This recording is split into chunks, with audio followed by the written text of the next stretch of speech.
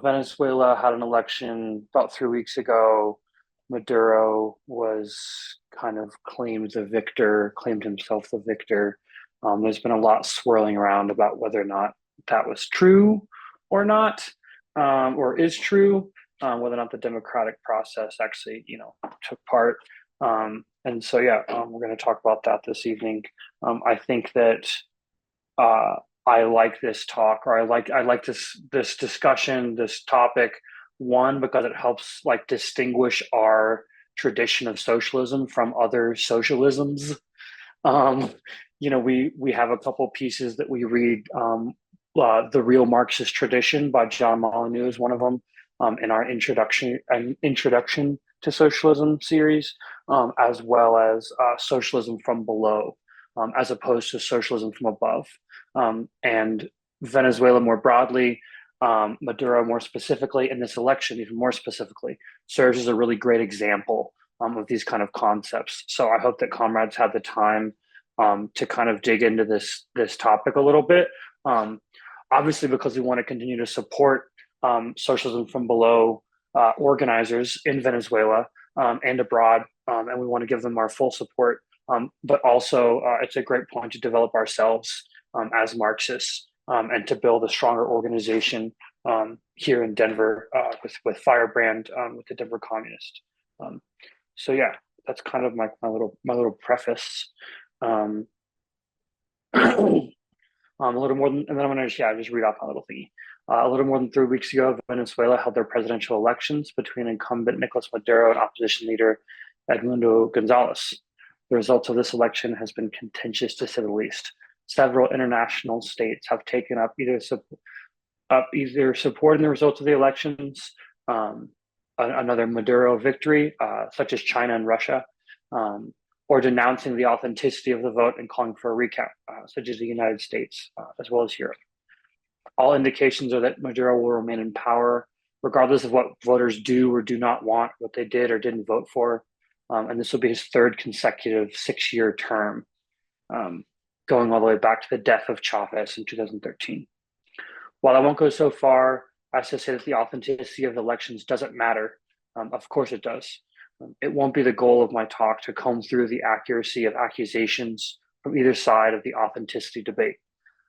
This project is damn near impossible due to all the misinformation that's circulating around, right? Because it is Venezuela, and the United States do not like them. Liberal media do not like them.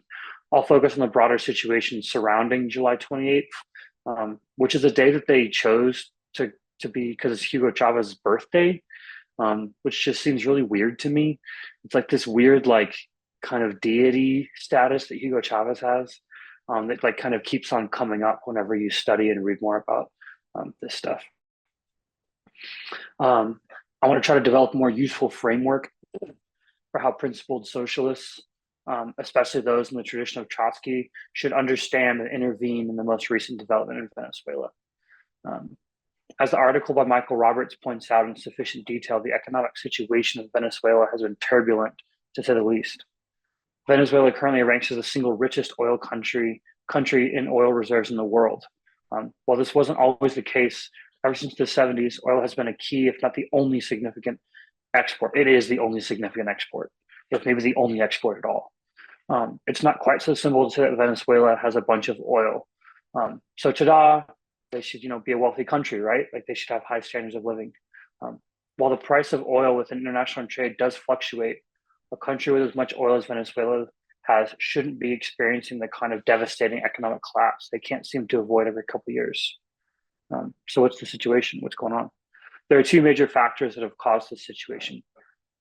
First is the economic sanctions and economic warfare that the U.S. has deployed against Venezuela over the last 20 years, probably even more than that. And the left, everyone who calls themselves a socialist is going to agree on that. We agree with the campus in regards to this. I'm sorry, just reading these comments in the chat. lost my spot. Venezuela has been a major focal point for the kind of neoliberal resubjugation of the third world through institutions like the IMF, the World Bank, as well as other more directly sinister ploys, like just straight up seizing bank accounts and stuff like that. We wouldn't want to downplay the significance of these attacks, but they don't paint the full picture. Hugo Chavez, who lots of people treat as a god, as we're kind of talking about, comes to power in 1998, bringing with him a socialist program of sweeping social reforms aimed at combating poverty through significant spending in food, housing, healthcare, and education. This Bolivarian revolution, that's named after Simon Bolivar, the liberatory leader in northern Latin America, as they call it, is a set of programs which were largely funded by booming oil prices of the early 2000s. It is true that these programs raise the living and working conditions of a majority of workers on a massive scale, and this is great, right? We're not going to sit here and act like this is not good. Poverty was nearly halved from 2003 to 2011, which is during this big boom. But as we know, the boom, is going to come a collapse. This is a good thing, and no one should doubt it. But the politics of scientific socialism demand much more of our strategies to radically change society. While Chavez was massively charitable, he never moved to dismantle the rule of capitalism within Venezuela. It's almost a perfect example of that meme that socialism is when the government does stuff, and when it does a lot of stuff, that's called communism. The dialectical strategies developed by Marx demand that revolution is not just for the working class, but also by the working class. Venezuela presents a damn perfect example of top-down idealistic socialism that doesn't take into account the necessity of democratic control of the state. A capitalist state that remains in a function of redistribution of wealth instead of dissolving its control of governance and production to the people. This capitalist state will remain a capitalist state until it starts that dissolving process. Again, socialism isn't just when the government does stuff, but when the working masses themselves are the democratic owners of production. A really key distinction, it's very apparent in this context, that distinction. For many on the campus left, see PSL, read PSL right here, but also, other organizations as well. But in Denver locally, we know them as PSL is the best example. Left the Maduro administration as the continuation of the Bolivarian revolution, and should be defended at all costs as the bastion of socialism in the region. I read through a couple different pieces to get ready for this meeting, and it's really shocking how their math literally looks like socialism equals the Bolivarian revolution, which is just government spending, and that equals Chavez, and Maduro equals Chavez. So Maduro equals socialism.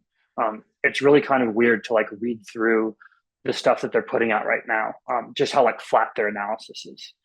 There isn't really any line distinguishing any of these from the other. This framework is the core of the situation. Excuse me. This framework is the core of the situation, as opposed to whether or not specific districts were properly reported, or the validity of the National Election Council, or whether or not Machado should have been allowed to run with corruption charges, or if the pre-election polls are to be trusted, or if Maduro is being wrongly tried by the ICJ for drug trafficking charges, or all the different kind of smear campaigns and things that are being slung around. If you believe, as the campus do, that Maduro equals socialism, then nothing else matters, and you'll always find a way to defend the actions of his administration as the defense of the revolution, as the defense of socialism, and will bend any principle of socialism to fit the needs of the pressing moment, because socialism is when the government does stuff. As a Left Voice article articulated, our slogan should be neither pro-imperialism right-wing nor authoritarian Maduro, but socialism from below. The role of socialists in this moment should not be to rush in to ideologically and materially defend Maduro against the right, but should be to demand the voice of the people be heard and an end to the state repression that is currently jailing, suppressing, and killing the very workers it claims to represent as they demand their democratic and civil rights in the streets. We should be putting full support behind these masses. because the current socioeconomic situation is incredibly bleak following the latest economic collapse in Venezuela. The latest economic collapse in Venezuelan history beginning in 2014, with the country's GDP contracting by over 86%, which is just bonkers.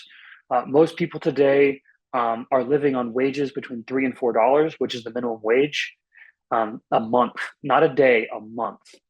Um, there's a larger migration from Venezuela to other parts of Colombia as well as to America if you can afford it, than the Syrian war a couple years ago.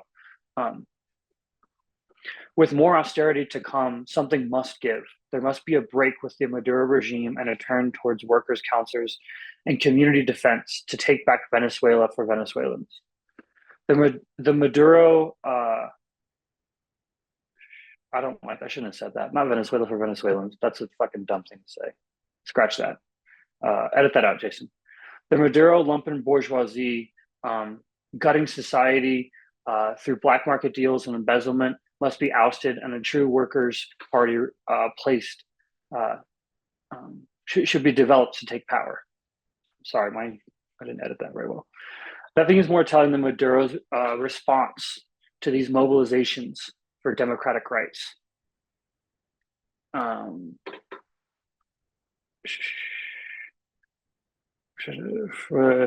Nothing is more telling than Maduro's response to mobilizations over the past several weeks. Harsh police violence, over 2,000 arrests, 24 dead, all while Maduro stands in front of cameras and calls starving people terrorists and criminals, as well as fascists. Which, we've got a meeting coming up in a couple of weeks. I believe it's Jim who's giving it, about not everything you don't like is fascism. So I think, that's going to come in handy. The last point I'll make is that those who are organizing against Maduro's repression, such as Memorandum 2792 in 2018, which was an anti-worker document that greatly benefited employers, and essentially nullified established rights and labor protections enshrined in both the Constitution and the Organic Labor Law. It dismissed all collective bargaining agreements nationwide, eliminated the right to strike, and allowed employers to unilaterally change labor conditions and terminate workers at will. Those who are fighting back are stuck between the severe repression of the Maduro regime as well as a lack of international support because Maduro is socialism. You should agree with him. Being a part of that international working class, we should be fighting doubly to defend anti-Maduro organizational efforts against the campus bold-faced defense of authoritarianism, socialism from below or nothing. The working class has no candidate and it has no nation.